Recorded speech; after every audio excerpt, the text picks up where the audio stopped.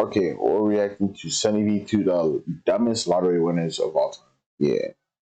From accidentally throwing a £3 million lottery ticket in the bin to spending an entire $16 million prize in under 90 days. These are the absolute dumbest lottery winners of all time, beginning with Jose Antonio Cuarto. Like, I'm gonna say this, right? Like, winning the lottery, sure, it's a huge ass blessing, but at the same time, it's also like a robbery.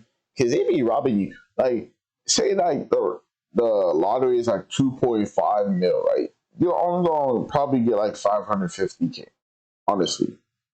So I mean, it's life changing money, but at the same time, it's like, dang, you just stole 1.5 mil, 2.5, 2 mil. That's crazy. Who almost lost his entire lottery fortune after getting someone else to claim the money for him. You see, when Jose won the $750,000 jackpot back in 2010, he was living in the US illegally, so Jose asked his boss to claim the prize on his behalf, as he feared he couldn't claim the money without potentially facing legal trouble and deportation. This worked out perfectly until Jose's boss began to falsely state that he was the one who had actually purchased the ticket. Taking legal action against his boss was risky, given Jose wasn't supposed to be in the country at all. However, given he had security camera footage of him purchasing the ticket, Jose did so and was able to prove that he was the rightful owner to the $750,000 prize. Only $250,000 this went to taxes, another $250,000 was spent on court fees, and throughout the legal process, Jose was jailed for drunk driving and was deported back to Guatemala as soon as he won the court case. However, at least Jose Antonio Cuarto got to keep some of his winnings, as Denise Rossi wasn't so fortunate. When Denise won a jackpot of $1.3 million back in 1996, she'd been married to Thomas Rossi for over 25 years, yet their relationship was apparently lacking in transparency, as Denise didn't. Wait, is she the one who divorced the nigga? She won the lottery, divorced him, left, and then took the lottery and thought she could keep it all, but then I think they had kids. Tell her husband about the win, and instead filed for divorce only 11 days after buying the lucky ticket. I was afraid to tell Thomas because I knew he would try to take the money away from me. I went to the Lottery Commission office and told them I was married but contemplating divorce. They told me to file before I got my first check, which I did. Denise was initially successful in hiding the money from her now ex-husband, as for a whole 2 years after their divorce, Thomas had no idea that Denise had ever won the lottery. However, in May 1999, a letter was sent to Thomas's home address asking if Denise was interested in a lump sum buyout of her lottery winnings. This was the first Thomas knew about the lottery prize. He confirmed that Denise was a winner with the California lottery, and given they were still married at the time of the win, Thomas launched a lawsuit stating that he was entitled to half of the prize money. The judge specifically found that Denise's failure to disclose the lottery winnings constituted fraud, oppression, and malice, and as a result, the trial court awarded Thomas 100% of the lottery winnings, which left Denise with less than nothing, considering she also had to pay for her own legal fees. However, Denise's loss of $1.3 million was still nothing in comparison to Evelyn Adams. Dubbed the luckiest woman in America, Evelyn Adams became the first person in human history to win the lottery twice, initially for $3.9 million in October 1985, before winning another $1.4 million only 4 months later. With the probability of this win being approximately 1 in 17.3 trillion, Evelyn seemed to realize that she had no lottery luck left by stating that she was going to quit playing, and instead began to buy various businesses, including the convenience store where the lucky tickets had been purchased. While you could argue that this was a smart move, Evelyn still hadn't fixed her gambling problem, and instead of buying more lottery tickets, she instead took the rest of her winnings to the Atlantic City casinos, where she lost her entire remaining fortune to the slot machines. Without any money left, her businesses failed one after the other, and by 2012, Evelyn was living in a trailer park, while stating to the media, winning the lottery isn't always what it's cracked up to be. No, you won the lottery, and it is always what it is cracked up to be. You were just dumb with your spending. But I lost it. Yeah, I won the American Dream. Yeah, you did, but you were dumb as fuck and had a gambling issue.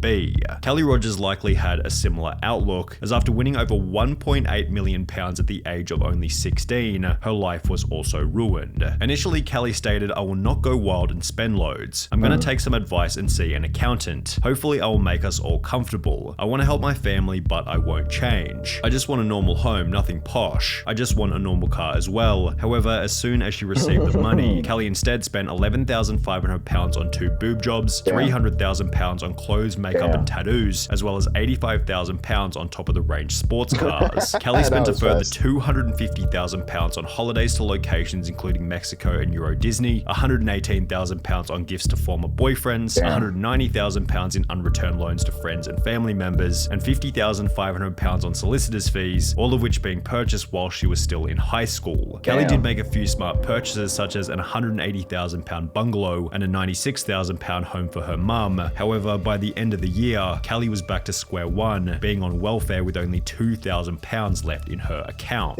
She's since stated it was too much money for someone so young. Even if you say your life won't change, it does, and often not for the better. Yeah, I just wish I was a bit older at the time of winning it, because I think at 16 you're still just a child, and overnight you've just got to grow up and become an adult. Which is probably why she's now an advocate for raising the UK's legal gambling age from 16 to 18. Kelly Rogers certainly spent her money poorly. However, at least she had the chance to spend it, as 25-year-old Amanda Clayton from Detroit was no longer alive by the end of her spending spree. When Amanda won the $1 million jackpot back in 2011, it seemed as though her life had been changed overnight. However, her win quickly became controversial after the media learned that she was still collecting food stamps and benefit payments despite having won the lottery. Detroit woman is now the second lotto winner in the state to keep taking food stamps after hitting it big. And Amanda Clayton, who won $1 million and took home a $700,000 lump sum, the 24-year-old says even though she now owns 2 homes, she figured she was still allowed to use a bridge card. After being confronted about the behavior, Amanda had the following to say. I thought that they would cut me off, but since they didn't, I thought maybe it was okay because I'm not working. And shortly thereafter, she was charged with 2 felony counts of welfare fraud and was ordered to pay back the $5,500 worth of food stamps she'd received. While Amanda quickly paid the $5,500 back, she never got the chance to spend the rest of the money, as only 6 months later she would unfortunately overdose in one of her 2 homes. He says she was tormented by the fame and the problems that came with winning the lottery. What's the point of having money if you're not gonna have happiness? He says she didn't want the money anymore and bought things for her family and set up college funds for her children. He says she only had $67,000 of her winnings left. The end to Amanda Clayton's story was somewhat unexpected. However, a 2-second glance at Ryan McGee is more than enough to predict that this lottery win would eventually end in disaster. After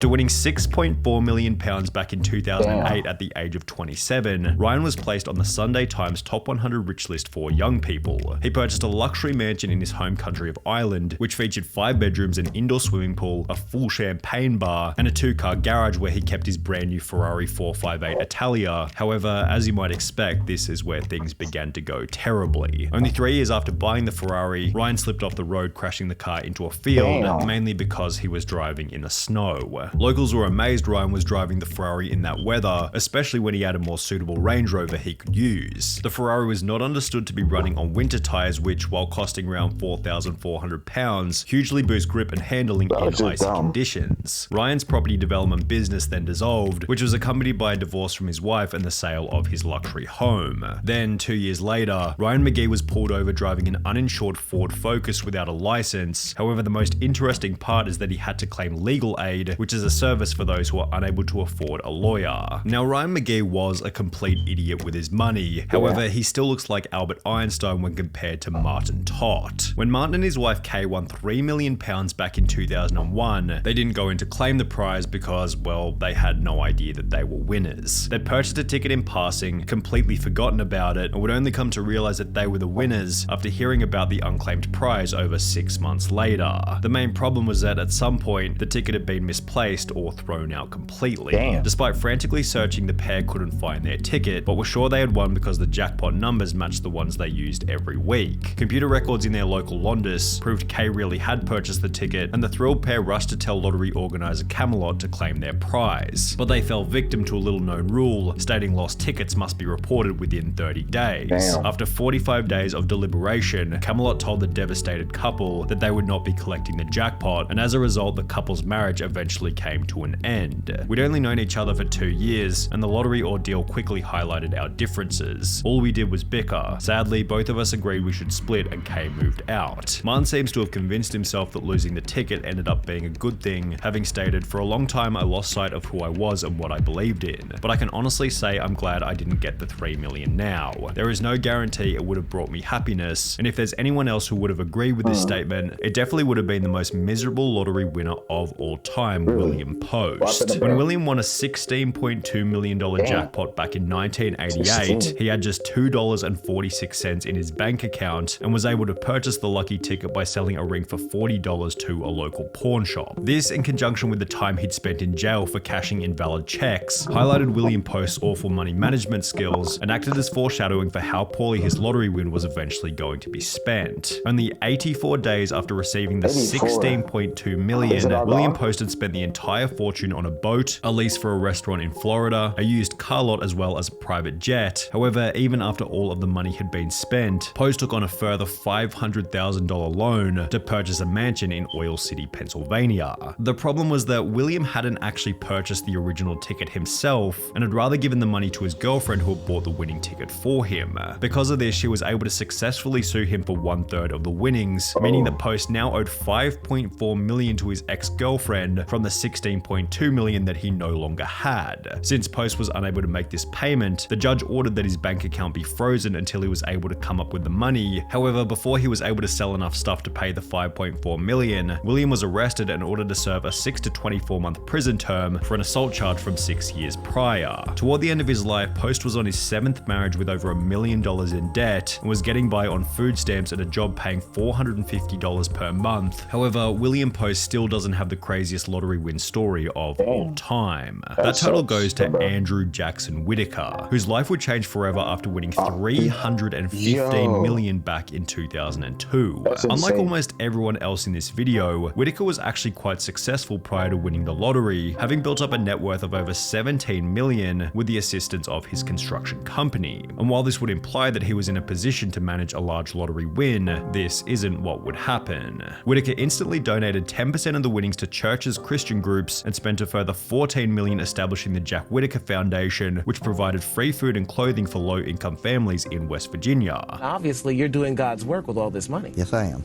I'm helping a lot of people, and I plan to help a lot more. He then drove back to the convenience store where he had purchased the ticket before giving the clerk a $44,000 check, a $123,000 house, and a brand new Jeep Cherokee, which was followed by Whitaker buying himself a Lamborghini, in which he'd drive around his neighborhood throwing money out of the window. After flaunting this wealth, his Lamborghini was broken into, where thieves stole $545,000 in cash. However, this apparently wasn't much of a wake-up call, as his car was then broken into for the second time, resulting in the loss of a further $200,000 cash. Jack Whitaker's granddaughter passed away, his daughter then passed away, which was followed by a divorce with his wife. And now you've lost your granddaughter, you're about to be divorced from your wife. Where does this ever end? Leading him to state that he had lost everything. I pretty much lost everything I held dear in my life. You got lots of money. Money has never meant anything to me. You have to have money to exist in this world, but money doesn't rule the world. Money is not what makes people happy. And that he wished he had never purchased the lottery ticket in the first place. My wife had said she'd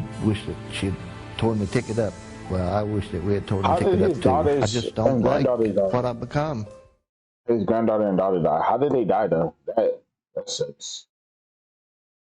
That way she's getting away money, but despite all that, and she just kept getting worse and worse from. Like he went back to the store clerk and just literally changed the clerk's life for life on this side. Yeah, bro, that sucks. So yeah, let me know how you guys feel about it, and see you guys later. Hope you have a good day or night, and bye. And subscribe to me, like my shit, man. Yeah.